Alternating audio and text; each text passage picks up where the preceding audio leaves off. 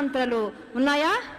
ఇవన్నీ ఎవరి కోసం పనిచేస్తున్నాయా అంటే లోపల ఉన్న ఆత్మస్వరూపం కోసం పనిచేయాలి అంతే తప్ప ఈ 10 మన కోసం, మన శరీరం కోసం పని చేయకూడదమ్మా. ఎందుకంటే ఒక్కడి కోసం 10 మంది పని చేస్తే వాడు రాజు అవుతాడు.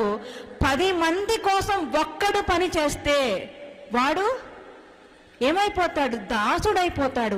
మన 10 ఇంద్రియాలకి ఈ జీవుడు, ఈ బుద్ధి ఏమైపోయిందంటే దాసోహం అయిపోయింది. అలా ఎప్పుడూ కాకూడదు. మనం చెప్పినట్టు మన ఇంద్రియాలు వినగలగాలి. ఇవి ఇంద్రియాలు, ఇది శరీరము అని విడిగా చూస్తున్నాం కదా. ఇది ఎప్పుడు కూడా మనం చెప్పినట్టే వినాలి. మనం చెప్పిన శాసనాన్ని ఎప్పుడు కూడా గిరి దాటకుండా మనం కంట్రోల్లో పెట్టగలగడమే నిజమైన దృఢమైన భక్తి. అటువంటి స్థాయికి మనం ఎదగాలి. ఎందుకంటే మనము ఇప్పుడు గురువు కలిగిన భక్తులం.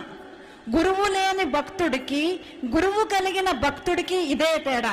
అమ్మో, నాయకంపల్లి భక్తులా అండి, ఎంత వినయంతో ఉంటారండి, ఎంత శ్రద్ధతో ఉంటారండి, ఎంత భక్తితో ఉంటారండి, వాళ్ళ జోలికి వెళ్ళకూడదండి అని రాని వాళ్ళందరూ తెలుసుకుని మిమ్మల్ని చూసి, కాదు నాలాంటి దాన్ని చూసి పరిగెట్టుకుని నాయకంపల్లికి వచ్చేలా మన ప్రవర్తన ఉండగలగాలి తప్ప వాళ్ళు వెళుతున్నారు మేము వెళ్ళట్లేదు, వాళ్ళకి మాకు పెద్ద తేడా ఏముందండి అనాలా మనం ఎప్పుడూ ప్రవర్తించకూడదు.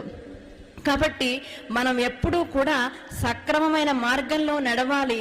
మనం నమ్ముకున్న భగవంతుడికి, మనల్ని నమ్మిన గురువుకి మనం మంచి పేరు తెద్దామా?